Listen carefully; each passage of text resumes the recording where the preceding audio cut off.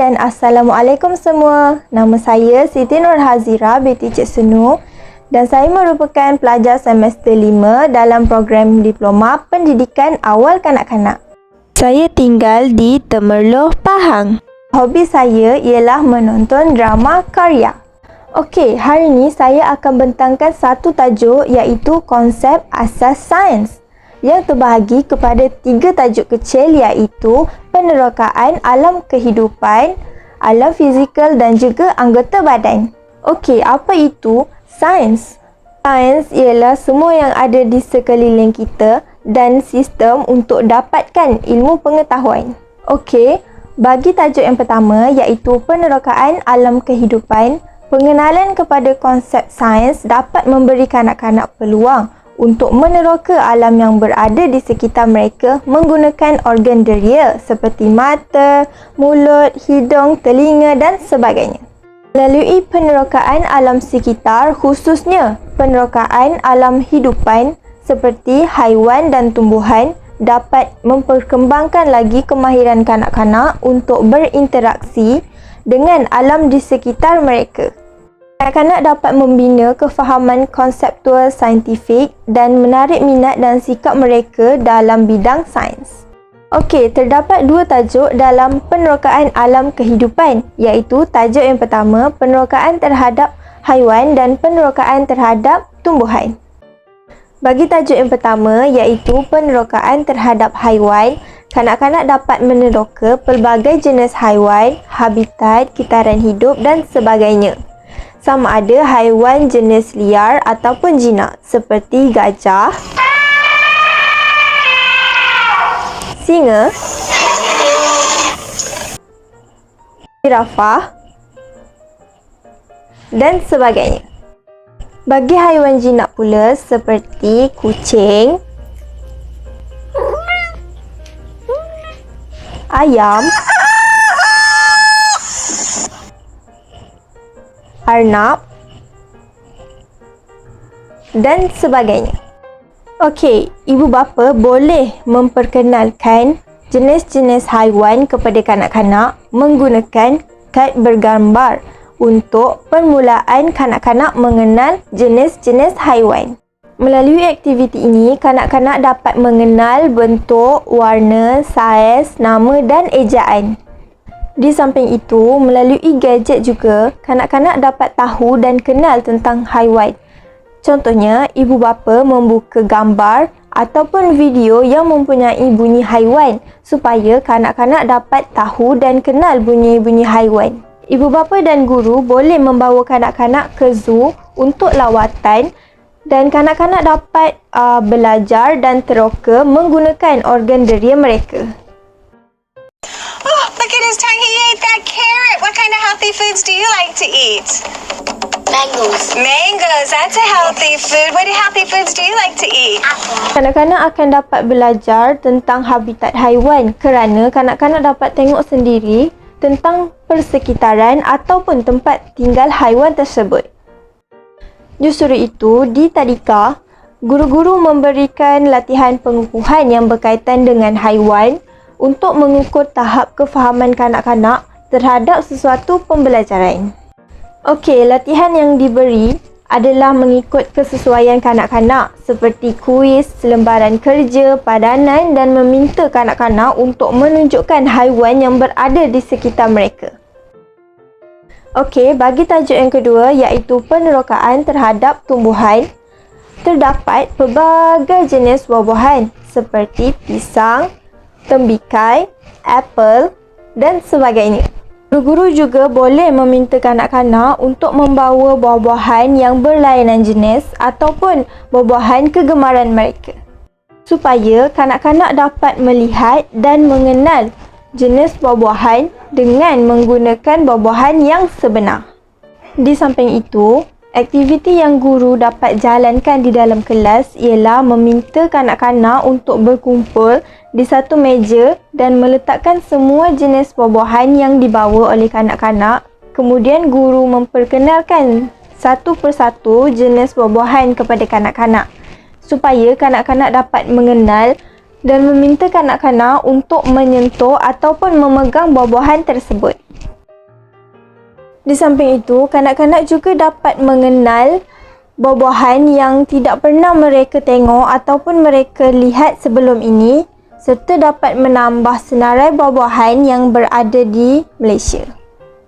Di samping itu, guru juga boleh mengadakan eksperimen dengan kanak-kanak seperti merasa buah-buahan menggunakan deria rasa dan bau.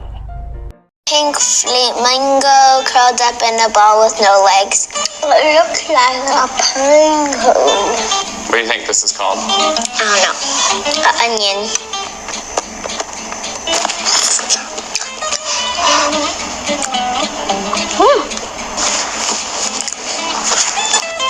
This tastes like nothing.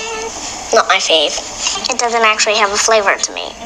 Can I take this home, please? Yes. Here, Dad.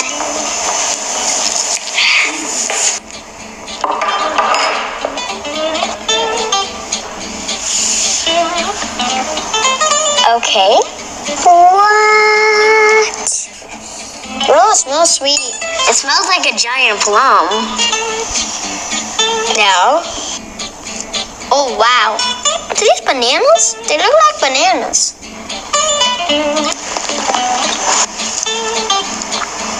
It tastes good, actually. No, I do not like that. It's tasty. It also has kind of no flavor. Well, that's actually kind of sweet. I don't know how to say this. It's, okay, let's just put it short. Sweet. You know, some people use this as medicine. They do? And sometimes when people have a cut or like a skin infection, they'll rub it on them. Oh, that feels good. That feels so good. Do you feel better now that you rubbed it on your skin? No, it feels cold. Would you eat that every day? Sure, only on Monday through Friday. And on the weekends, I'll just have pizza.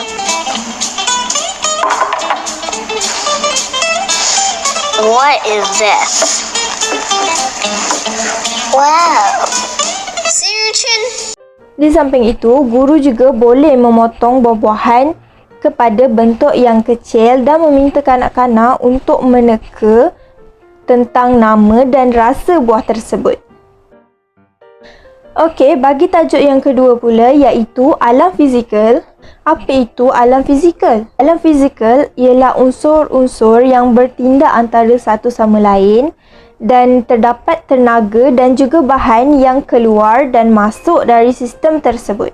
Sebagai contoh, sistem hutan semula jadi mendapat unsur daripada atmosfera yang terdiri daripada tenaga air, suria dan karbon dioksida. Selain itu, aktiviti yang dapat berkait rapat dengan alam fizikal ialah eksperimen tenggelam timbul. Anak-anak tahu tak apa itu tenggelam dan timbul? Jom kita lihat maksudnya.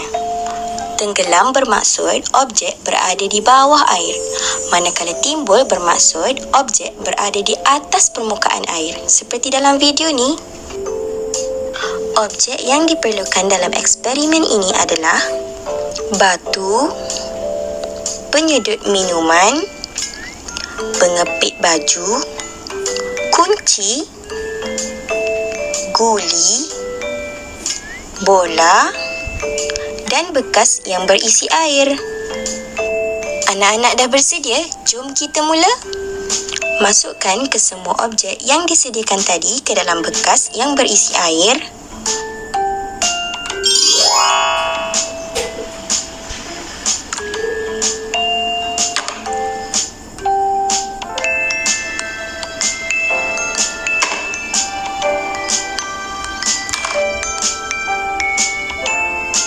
Jom kita lihat apakah objek yang tenggelam ataupun timbul.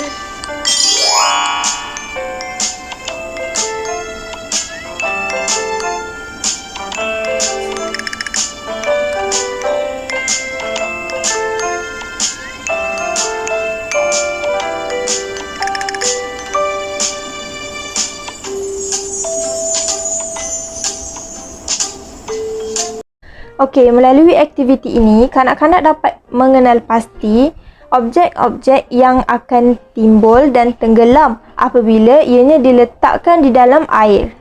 Seterusnya, kanak-kanak dapat belajar untuk membuat inference ataupun sebab kenapa ada objek yang timbul dan juga tenggelam.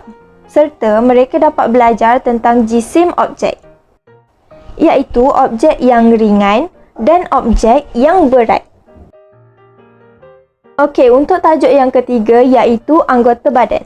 Anggota badan terdapat banyak bahagian seperti mata, hidung, mulut, telinga, tangan dan sebagainya.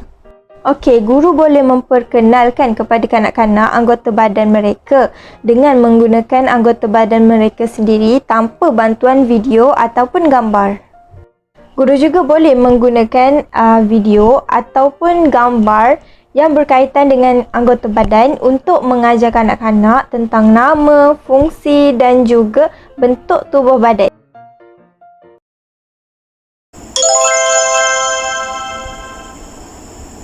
Hai semua, jom nyanyi lagu anggota badan. Jom! Hey! Kepala, bahu, lutut, kaki. Kepala, bahu, lutut, kaki. Mata, telinga, mulut, hidung.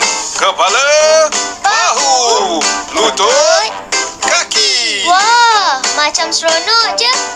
Kami nak ikut sekali boleh? Jom! Kepala, bahu, lutut, kaki, lutut, kaki. Kepala, bahu, lutut, kaki, lutut, kaki. Mata, telinga, mulut dan hidung. Kepala, bahu, lutut, kaki, lutut, kaki. Jom kita buat laju lagi. Oh? Kepala, bahu, lutut, kaki, lutut, kaki. Kepala, bahu, lutut, kaki, lutut, kaki. Mata, telinga, mulut dan hidung. Kepala, bahu, lutut, kaki, lutut, kaki. Laju lagi, laju lagi. Oh, boleh. Kepala, bahu, lutut, kaki, lutut, kaki. Kepala, bahu, lutut, kaki, lutut, kaki. Mata, telinga, mulut dan hidung. Kepala, bahu, lutut, kaki, lutut, kaki. Laju lagi. Tak nak dah. Maatan penat. Selain itu, kanak-kanak dapat mengecam dan mengenal pasti nama dan fungsi anggota badan mereka sendiri. Kanak-kanak dapat menggunakan anggota badan mereka untuk melakukan aktiviti yang melibatkan motor halus. Okey, kemahiran motor halus ialah aktiviti fizikal yang melibatkan otot kecil seperti jari, pergelangan tangan dan juga bahu.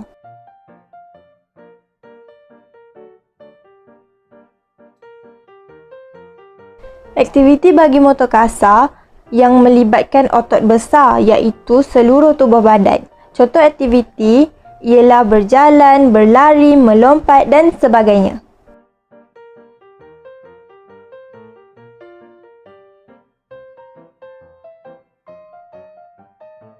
Sekian, terima kasih dan Assalamualaikum.